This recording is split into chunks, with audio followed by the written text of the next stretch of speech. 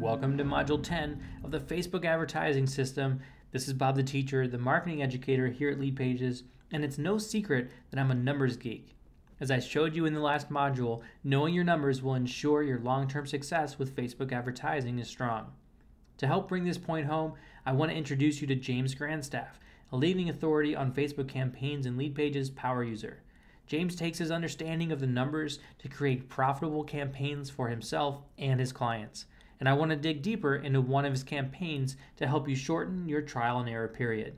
James, welcome to the training. Hey James, thanks so much for joining me on this module of the Facebook advertising system. You got it, man. How you doing? I'm doing fantastic. I really appreciate you opening up the curtain here and showing us inside of your Facebook campaigns and what you're doing. What we're seeing is the last week or so. And I just love the opportunity to pick your brain a little bit about what's going on with your Facebook campaigns. What's the strategy that you're doing? You've been doing this for a long time, and I really enjoy that you're sharing this with everybody. Yeah, this is going to be fun. I'm excited. So before we get started, tell us a little bit about your role in the world of marketing and how you started getting into Facebook marketing in the first place. Yeah, well, I've been marketing online since started in 2001. Similar story to a lot of people. Failed a lot, and finally figured some things out.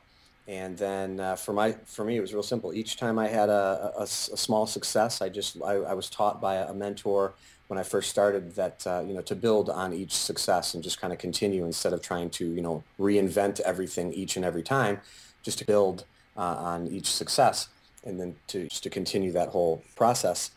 And it wasn't until recently, I'd say about 2010, is really when I started with Facebook ads. I didn't take my mentor's advice. I actually went in a completely different direction because I was doing the affiliate launches, and really I was looking, the launch model was my thing because, that's what I learned first when I first came online. Once Facebook ads started to pop up, it was really about 2010 that I created a Facebook marketing product. It was a Facebook app. That's when I fell in love with the whole Facebook marketing stuff. It was like a direct response marketer's dream to be able to put an ad in front of a very tightly focused targeted audience. So I created a funnel. It was pretty successful. And then, as you know, I hooked up with Brian Moran a couple of years ago, and he pulled me out of what I was doing to come help him with his Facebook ads. Just been doing this ever since, just helping people with Facebook ads. I love it. I love the numbers. And I know it's not for everybody, but the numbers is my thing, and I'm really enjoying everything I'm doing, helping people.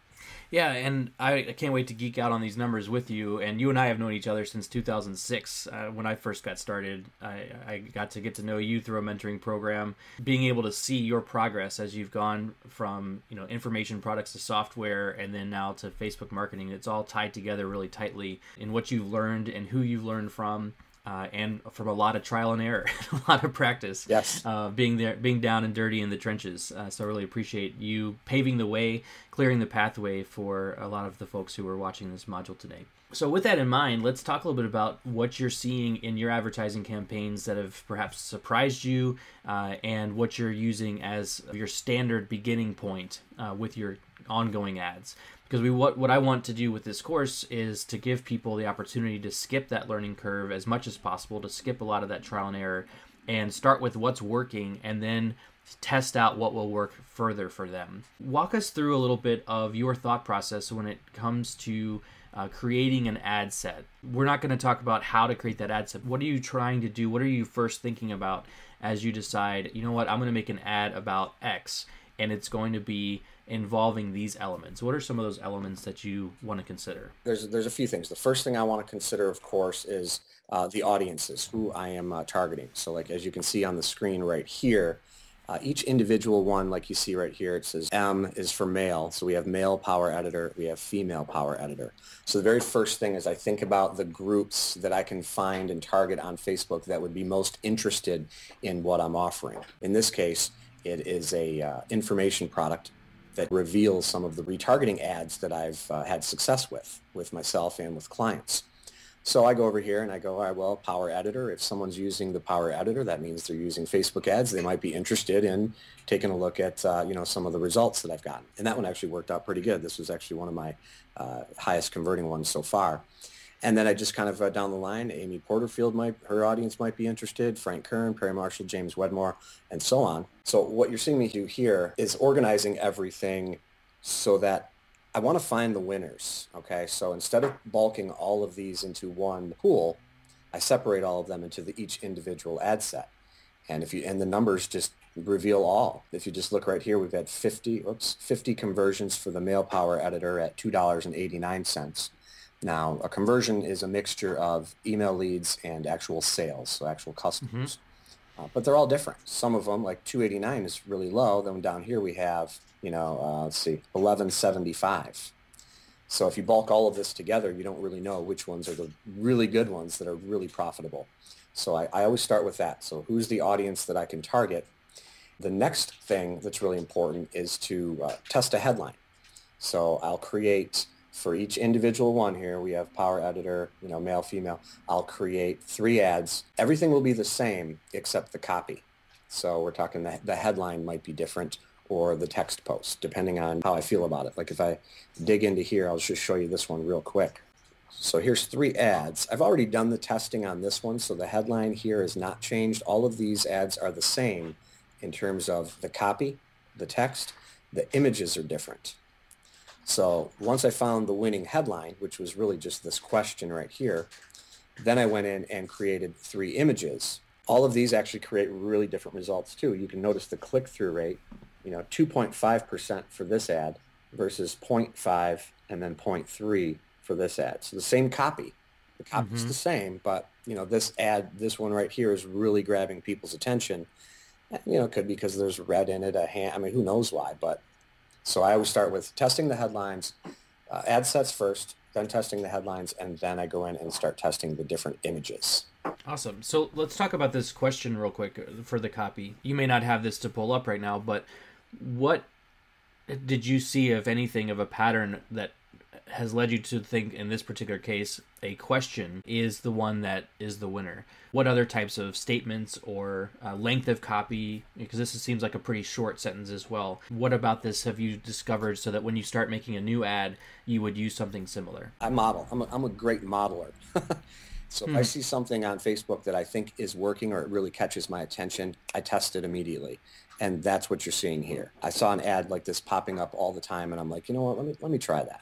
Let's see if I can come up with a question. This is kind of getting off track a little bit here, but the feedback that you get after you run ads for a while, you get feedback from the audience. You'll see them leaving comments, liking your page or not liking your page or your ad. And I've found after spending, $1 million on ads with Brian Moran, and then just recently trying this angle, that the question, there's hardly any negativity in the comments. I'm not like a psychology expert here, but there's something going on here that is really working well when you ask a question versus like make a statement. The real purpose of this one, any question won't work. It has to be a question that the answer that you want them to come up with in their head is a yes. You wouldn't want to ask them a question that their initial answer is going to be no. So if you get your targeting right, which I think I have done here, want to see the FB ad strategy that can boost your profits by 70%. Well, yeah, if I'm using the Power Editor or I'm in one of these other interests, yeah, I'm going to want to see that. I love the idea, first of all, that you are making it easy for you to review your numbers based on naming your ad sets by the audience that you're targeting. And I love that you're giving the opportunity for people to answer a question that's a yes. On occasion, people will take that information and say, oh, I should ask a question. And the question is something like, what are the 3 secrets to success in dating? As opposed to, do you finally want to have a second date? There's a difference between what the open loop is for that conversation. Go ahead and open that one of those ad sets up again. I also love that you have very short copy underneath of your picture, because that's also testable. You have a if-then question, so if it's a yes, then watch this 4-minute video, and then no email required, I think is very powerful. So talk to us a little bit about what has gone into that particular languaging on your testing. Again, just back to reading copywriting books, the if-then statement is really short and punchy, and it just seems to work. So, and again, on Facebook, people are busy. You don't have time to put a lot of copy, and it's got to just be really crystal clear. The reason I think this works so well is that if they only see the headline that says, then watch this 4-minute video, they only have part of the story. So they're going to go up and then read the post text, which asks the question. If they see the question first, then of course their eyes are going to be drawn down and they're going to read the headline. I only have numbers to back up that it's working, but I think that has a lot to do with it. One of my last questions about this particular ad set is you have 1 like and 3 comments, and obviously different types of ads, you'll have perhaps 100 likes and no comments, or 100 comments and no likes. How much do you pay attention to those comments as they're coming in? Because I've seen some ads that run and they just get a massive amount of Facebook trolls that both post positive and negative things or try to hijack their threads. Well, whenever I get a notification and it'll say so-and-so commented on, such and such ad, because I have so many ad sets and there's so many ads, I have to kind of track it down and chase down that ad. I'll go in there and I monitor that and either reply. If it's a troll, then of course I just delete it and, ban that person. But yeah, I definitely pay attention to that because like you said, sometimes I've seen ads run so long and there's like hundreds of comments and it's all just negative and you're wondering where the guy is that's running that ad. Cool, James. So the next question I have for you is, as you're putting these campaigns together, the next step for people after they've clicked on your ad is where do they go to? So talk to me a little bit about the different landing pages that you're using and testing out, and what are some conclusions that you're drawing? All right. So when I first created this campaign, there was a couple different pages I tested. One here, I'll just show you the first one here. This page here was a template from LeadPages, and I just liked I like this particular template because I get to ask them a question, which kind of, can frame them in a way. Just gets them thinking about a question and gets them more involved. It's more of like the 2-step opt-in. So I really like this page, so I wanted to test it. And so I ran traffic to this page, and then I also ran traffic to this page, which is also a LeadPages template. The difference in the two, of course, for this one, I delivered the content right off the bat. So instead of, like if we look at the copy here, you want to see the super simple Facebook ad strategy that can boost your profits. And that ties in perfectly from the ad. But in this case, I just gave the content away. And then at the end, I mentioned that I have something for sale and they can opt in to get it. So 4 minutes of content, 4 minutes of really good numbers, really proving, making my case for retargeting. And then I ask them for the opt-in to then get more information about the $10 report and to learn more about retargeting. Can you scrub to the end if you have any visual of the call to action that you had at the end of your video? Sure, right here. And if you want more information about retargeting, or you've never done it, or you're not sure how it works, click the link below this video and opt in to watch another video that explains all about retargeting. It'll give you the basic ideas of how to get started, and you'll also learn about a report that I offer called the Insider's Guide to Retargeting on Facebook. It basically gives you this exact ad that we're using, and it breaks it down, breaks down the psychology, breaks down the whole thing, so you can just implement this immediately. Just copy and paste, implement. And it's on sale for $10 right now, so if you're interested in that, go ahead, opt in, check out that next video. But if you already know what you're doing and you're already good with Facebook ads, absolutely immediately start implementing retargeting campaigns because there's just huge profit in it. So that's it for this video. If you want more information, click the link below, opt in, and I'll see you in the next video. Fantastic. So I love that this particular video, as you said, this isn't something that's hidden behind an opt-in. This is something you're giving away, and this is called a reverse squeeze. So talk to us a little bit about that concept of reverse squeeze a little bit further. So this one here, back to this page, I'm asking my visitor for something before I give them something. So it's just like, hey, give me your name and email address, and I'll give you this thing. And that works. So you can get huge opt-in rates, 60, 70%. I have one page actually in my LeadPages account, 400 opt-ins at 68% conversion rate. It's crazy. So definitely, you can absolutely get insane opt-in rates with these types of pages. This page here, the opt-in rates are a little bit lower. But the reason I like this better is because you get to pre-frame them, you pre-qualify them for your offer. There's two schools of thought. You could get, a 68% opt-in rate and just get thousands and thousands of people on your list, but then you send an offer to that list or send content to that list and it's not very responsive. And again, this is just from my own experience. Everyone has a different story to tell. But so for me, the reverse squeeze page just worked better. It was really all about the numbers for me. When I did the reverse squeeze like this here, where I gave good content first with a call to action, hey, opt in to learn more, the sales conversion rates were a lot higher for me than when I sent people directly to this page. So I stuck with this. Even the very first funnel that I built in 2010 for Facebook, so cold Facebook traffic, this type of funnel worked best in 2010, and it's working best for me now based on just, again, the sheer numbers, just the proof. You pre-qualify those folks, so those that are joining your list are higher qualified and resulting in more communication in a positive direction, which I love because we do obsess here at LeadPages with conversion at all levels, right? And sometimes those higher conversion on the subscription base, the response is a higher list growth, but lower conversions on the sales and perhaps lower open rates over time. So all those things come in to be considered. On this page, you've mentioned to me, Facebook is starting to shy away from enjoying pages like this or saying that this is an appropriate page. So what are some of the changes you're making to your landing pages as Facebook continues to modify what they want to see in landing pages from their ads? They want to see, like if we come down here, absolutely they want to see the disclaimers, privacy policy, things like that, all updated. You can't just steal privacy policies from some other website. I mean, this stuff has to be legit. Contact information, whether it be just a link that says contact and then all the contact information is on that page. They want to see a logo and just that there's some other navigation on the site. So this is my home base. This is my blog. And I've recently started testing traffic to this page right here, which is very similar to the LeadPages one, but there is at the bottom here a contact link, all the terms. I still could do a better job on this page in terms of maybe adding some text below the video here. A LeadPages template would be perfect for this, where you can just go in and edit the different fields. And just maybe add more information, really take the information from this video really and write it out below this video. Facebook wants your visitor or their user to immediately understand what that company or what that person is all about.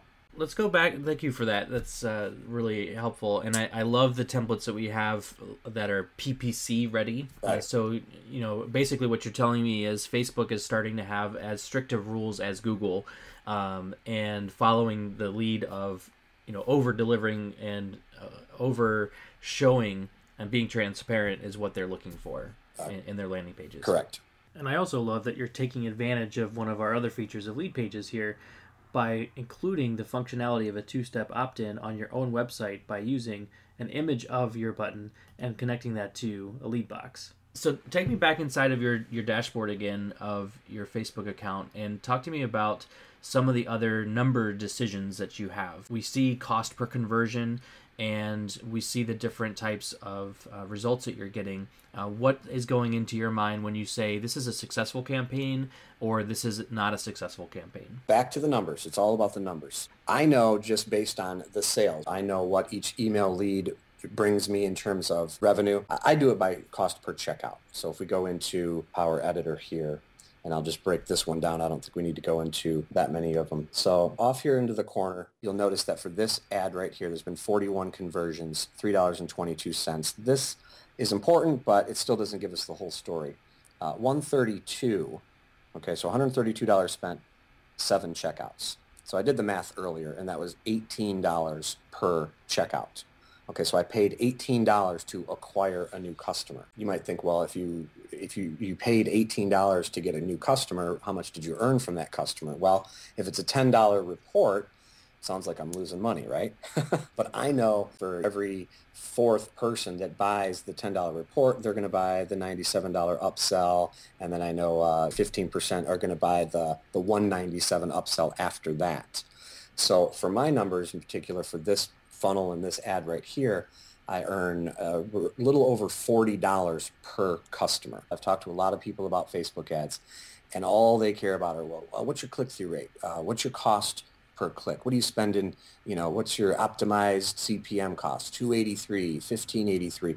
Like those numbers, honestly, I don't look at them. I don't care about them. I don't care anything about what I'm paying per click or anything like that. All I care about is what I'm paying per checkout. But before I can even care about what I pay per checkout, I need to know what I earn overall on the initial customer value per checkout. And in my case, like I said, it's a little over $40. Now, at first, when you're first starting out with Facebook ads, you're not going to know that. So yeah, be prepared to outlay some cash until you get the numbers. So the most important thing I guess I could say here is when you first start with like ads, you're really buying data. You're learning what doesn't work. And sometimes that takes a while. That's just something I think is really important for everyone to understand. You can't just create an ad, spend $100 and go, oh man, that didn't work. Facebook ads don't work. I'm out of here. Yeah, there's definitely a learning curve. Part of the point of this course is to shorten that, but you will still have that trial and error for yourself of what it's going to take to get that profitability. But I love the focus here. You're not actually even calculating the lifetime value because that's going to be much higher, but at least this funnel value of each customer is $40, which gives you a framework of saying, what can I spend? So for you watching this video right now in this module, I want you to be thinking about through other sales channels that you have, when you do acquire a customer, what is your revenue over the course of the first day or the first month of that customer's relationship with you, and use that number as the basis for the rest of your decisions. So you can say, well, if I get one customer, they're worth $200 to me, does that mean that you can spend a certain amount of money per month or per day on your ad spend? Because that's going to be an important part of how frequently you can ramp up and everything else. Absolutely. When you're starting with all these different campaigns, it's so important that you know your numbers, or at least work toward knowing your numbers. I mean, everyone thinks the goal is turn on ads and make 10 grand a month or 20 grand a month or whatever your goal is and live like a rock star. The goal is to find out what works and what doesn't. And then when you find out what works, you scale the heck out of it. So in this case, like that one ad that I was just on, I think it was the Power Editor one. That one's like the best performing one. But I'll have one down here, this John Loomer Digital, paying $11.84 per conversion. Let's see. Okay, so 2 checkouts for $79. So we're like breaking even on that one. When I first started this campaign, there were sometimes what I did make in terms of profit, like if I spent $13 per checkout on a couple of them, what ended up happening is you're losing on the others. So it's like you're you know what I mean? You're breaking even.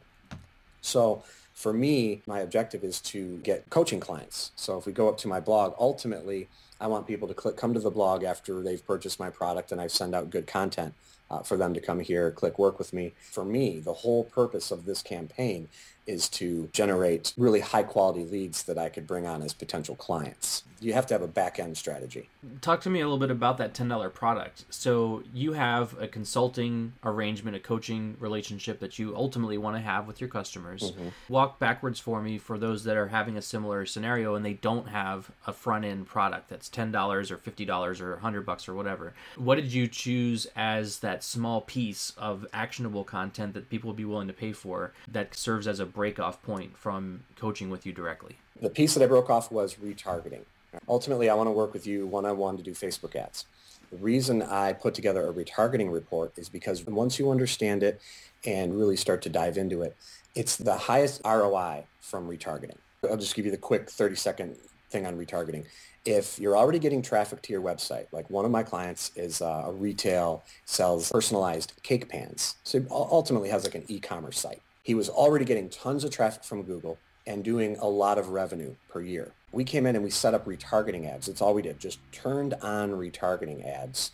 We've been able to generate 700 new customers for him. Each customer is worth $60, and we paid $5 to acquire each and every one of those 7 customers. That's awesome. So the piece that I pulled out, so the advice that we could give anyone listening to this is that's doing a similar thing with one-on-one, offer the thing that can get them the quickest result with the highest return. That's what I did. Because, I mean, we could teach Facebook ads, but there's a lot to it. But retargeting is something that's such a high ROI because people already know you, like you, and trust you. They've been exposed to your brand, so it's just it's the low-hanging fruit. It's an easy fix. Yeah, and it's actually a pretty easy thing to implement, which surprises a lot of people when they get into it. Right. One of the things I love about that, let's, again, translate that for you watching. I'm assuming that you're not marketing Facebook advertising on Facebook as what you're doing, but you have some other type of business that you're running. What is that minimum effective dose that you can offer to somebody that gives them a feeling of empowerment, that gets them a feeling of satisfaction, but also says to them, if this is something that I can learn that fast from this person, I'm sure that in that $10 report, you say, here's the answer to the question you asked. Now, here's the other stuff you should be thinking about, and that's where I can help you out. Is that a fair piece of content that's inside of that report? It's funny that you ask that. Whenever we're putting together stuff like this, these funnels, I've learned over the years to kill the perfectionist in me, get something out there, and then change and alter as we move on. So no, it's not in there. It's strictly retargeting. It strictly talks about how to literally screenshots and everything on how to get retargeting set up. And it gives them actual ad copy, like examples of ads, retargeting ads that they can model. What I'm doing, though, to let people know is that once a week, as you can see on the screen here, I publish a video, good, useful content. Hey, like for this one, how to use Facebook's audience insights to find potential customers. And then at the end of each video, there's a small call to action that says, hey, if you need Facebook marketing help, let's talk. And so that's kind of what I'm doing. So it's kind of like an afterthought, but it's working great. Whether it's in the content you're selling or it's in the follow-up that you're delivering via email. And I love these blog posts because they continuously engage. And there's not a lot of them, right? Like you're not posting something all the time necessarily, but you are posting them frequently enough and you have it in your follow-up sequence that it brings people on a journey from first getting to know you and getting to know one answer to the retargeting question and then continuing on other aspects of what they want to learn about. Correct. Yep. Perfect. So my next question for you, James, is about targeting. And there's all kinds of opportunities to target different things about interests and behaviors and location and all kinds of stuff. So talk to me a little bit about what is going through your mind as you're making an ad set when it comes to targeting. Okay, yeah, sure. The behaviors is a really powerful one. I talk a little bit about one guy that I work with.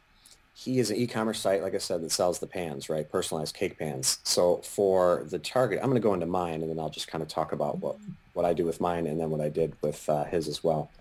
So under interest for this one, of course, it's Power Editor, and that's the same name as this ad set. So that's kind of how I break things down. The interest is usually the same ad set name.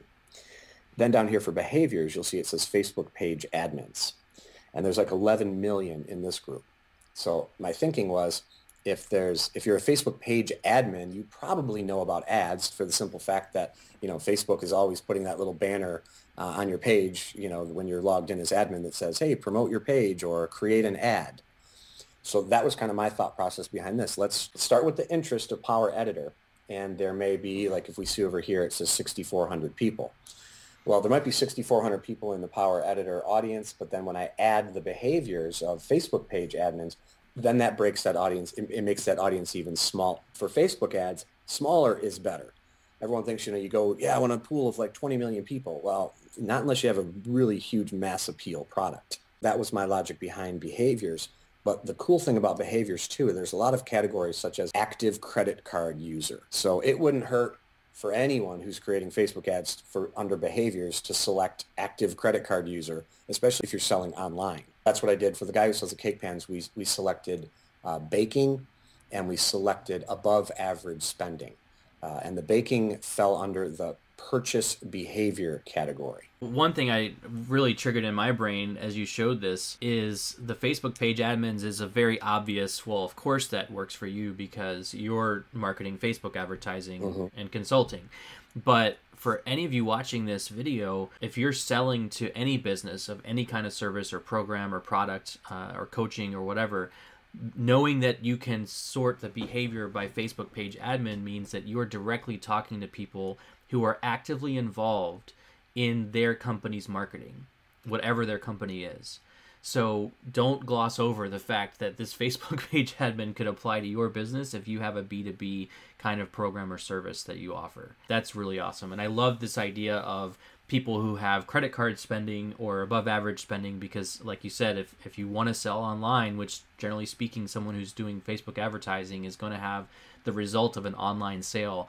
That's a beautiful behavior to narrow down on so that you can just focus on people who are pre-qualified to work with you or to buy your products online. Definitely two things I wanted to share real quick because some people may be thinking, well, where do you get these ideas? For instance, this is Power Editor. So for me, that was easy, but you might be like, well, how do I find audiences to target on Facebook? So right over here, when you log into your Ads Manager account, you'll see something called Audience Insights. Such a simple tool, but I'm embarrassed to say that it took me a while to figure it out. I select everyone on Facebook. Location, we're going to use United States. Age, we're going to use any, and then we'll do, I don't know, we'll do men, and we'll do like interest. Let's say I have a golf product.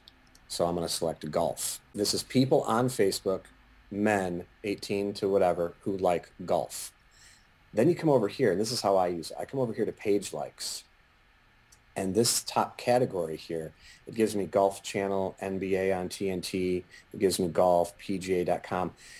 Not always, but many times, these right here, these words that you see here, these, categories, these people, Tiger Woods, Bubba Watson, you can plug that into, just start typing that into interests when you're creating your ad. And then you'll be able to create an ad set around Tiger Woods, Rory, you'll be able to, kind of like how I have it structured. So you'll be able to create individual ad sets based on the page likes for these top categories. And then down here, this is actual Facebook pages. So this means you could definitely target golf, Tiger Woods, Sports Center, PGA Tour, ESPN, and then create an ad set for all of these to find out which one of these interests is more likely to buy your product. That's really awesome. We could dig into that part all day long. Yeah, there's a lot. I mean, there's household income. There's so much information here about people. And that's interesting because you can then go in and see like home ownership, 57% under behaviors. You can show ads to only to people who own a home. You can go crazy with all this stuff. You can put ads in front of people who are engaged, divorced, single. If you have a weight loss product, for instance, you can really hone in and find exactly who's willing to buy your product. And that's the key with Facebook ads. You want to find the pool of the smallest pool of people that are most likely to buy your product. If you have a mass appeal product, go ahead, shoot for females in the United States between 20 and 50, and you'll target 50 million or whatever. And that's all right. But if you're, like you said, B2B, or you're doing something a little more niche, you got to really hone in and find out by testing which of these interests are going to buy your stuff. And then you scale up the ones that convert. Can you also click on purchase real quick just to show that screen? So I think that's a really eye-opening one as well. Their purchase behavior and what kinds of things they buy. Sure. It's a little freaky to me and creepy that Facebook knows this information about so many people, but it's part of the world we live in, and as a business, it's nice to be able to take advantage of that and fine-tune things. And one of the things that I gleaned from your conversation with me here today, James, is that even if you have that large appeal product, or you think you have a large appeal product, it's important to still narrow down your audiences and have multiple very focused audiences, because the ad sets that you run, you can target the language, the imagery, the call to action button. All of that can be targeted towards that small focused group, as opposed to trying to make ads that would appeal to those larger audiences. And then you just run multiple ad sets that make each individual ad appeal to that narrow group, but in combination, you really address that larger market in a very focused and profitable way. Yes, exactly. So speaking of creating a ton of ads, Yep. One of the things that annoys me about Facebook ads is the tediousness of creating multiple ads and ad sets and all that stuff, especially if we want to get as nitty-gritty and narrow-focused as possible with multiple audiences. So you revealed to me before we started talking on this video that you have a secret weapon to create ads a little bit faster. So talk to me a little bit about that. Yeah, it really is a time saver. I'll just click over here. It's called Waya. It looks similar to the Facebook ads interface. I could spend hours going through this. I won't, but they do have templates that once you create an ad, you can just click right here, and it brings up all of the stuff that you put in before. So the post link, the post text, the headline, the description, and then your different images. So if you notice, I have two headlines. There are two post text, 4 images. If I click create, it just created 8 ads. Then I go over to the targeting. Let's go to this screen. Now this is where the time saving happens. So you can plug in all your states that you want to target, the locations, or countries, I should say. Well, heck, you could get down to state and city as well. If you click split, what'll happen is you'll notice at the very bottom here, I know it's super tiny, but it says splits into 4 segments. Those segments are an ad set. And if I just click the button now and created it, we'd have 4 ad sets, one for United States, one for United Kingdom, one for Canada and Australia. Same thing over here. I've put in all of these interests right here. If I click split, now we come down to the bottom.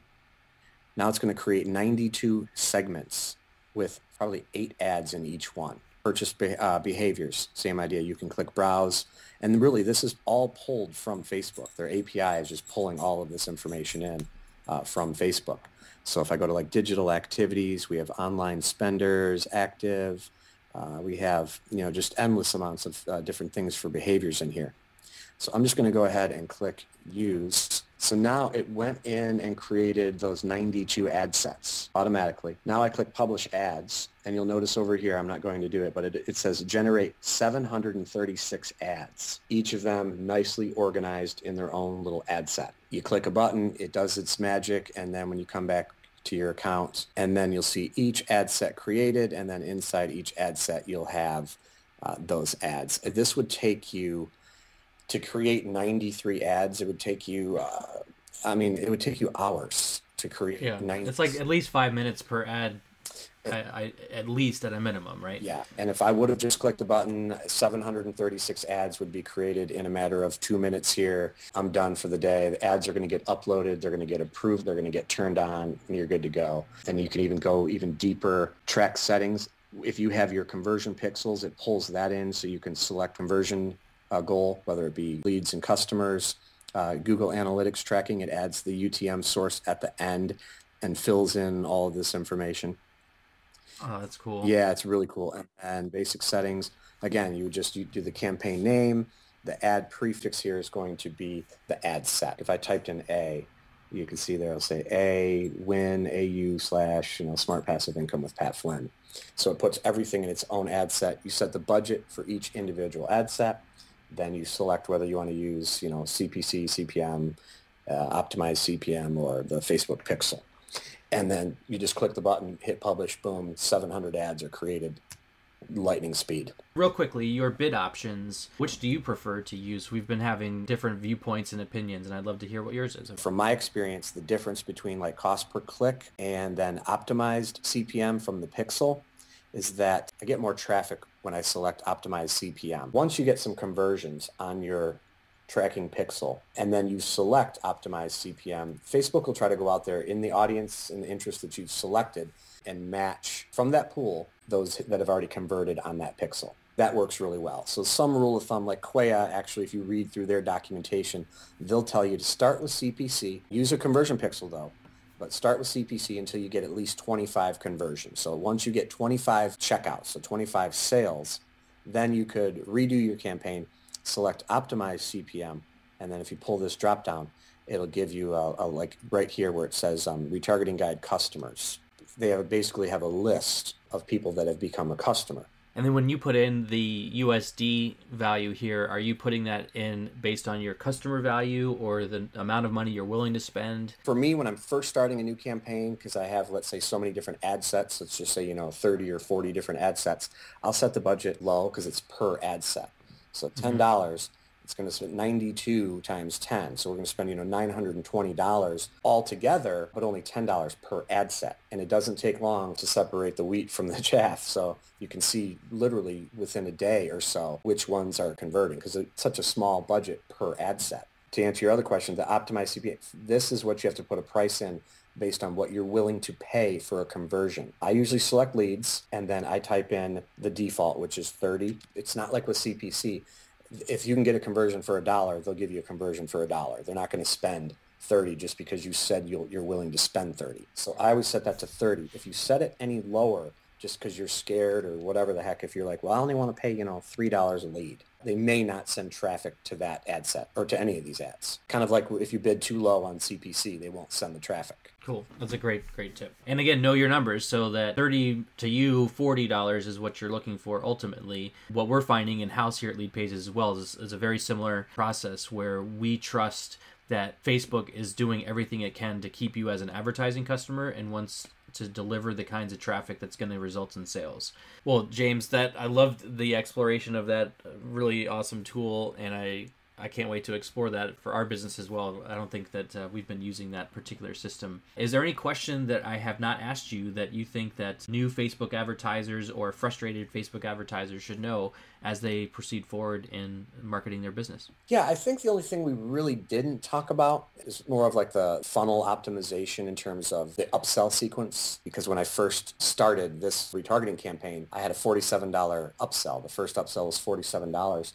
And it was not converting very well. So I was struggling to break even. So I redid that video added some more value, added a couple of bonuses, and raised the price to 97, and the conversion rate doubled. Fantastic. So the conversion rate doubled, and then the sales quadrupled because of it. That's important. If you're looking at your numbers and you're like, I can only earn $50 from a customer because that's all I have. I have one product at $50. But man, it's costing me $75 to get a customer. I'm losing 25. This won't apply to everybody, but if you're doing digital marketing type things, the focus isn't so much to rack your brain on how you can make those Facebook ads better.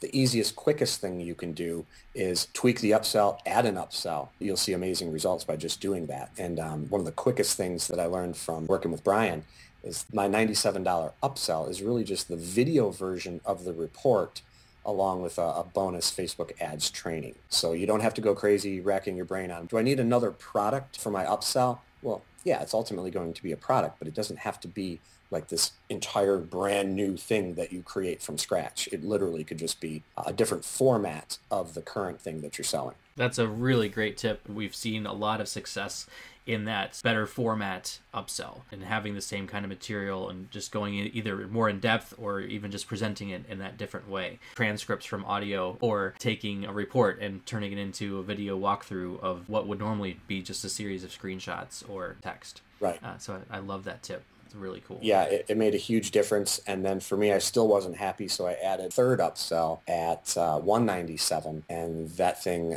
really put it over the edge, so I'm able to scale. What you'll find with Facebook ads, you'll get to a point when you're really trying to scale it up, and you can hit that part where you were spending, let's say in my case, like right here, $5 a conversion, ramp up the traffic to 5,000 a day, and then all of a sudden that cost per conversion jumps up to $15. So a higher amount that you can earn allows you to scale faster and larger.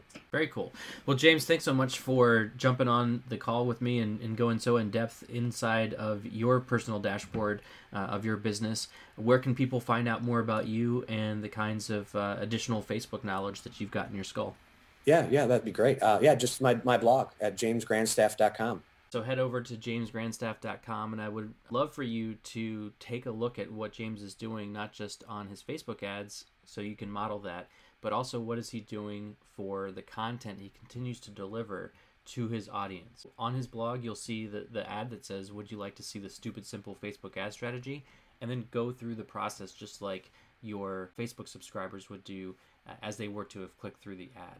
And see what James does, and take a look, see what you like, and then apply that to your business in a way that makes sense to you. James, thanks so much for jumping on this call for me and teaching our audience such in-depth, geeked out numbers and all. Appreciate it.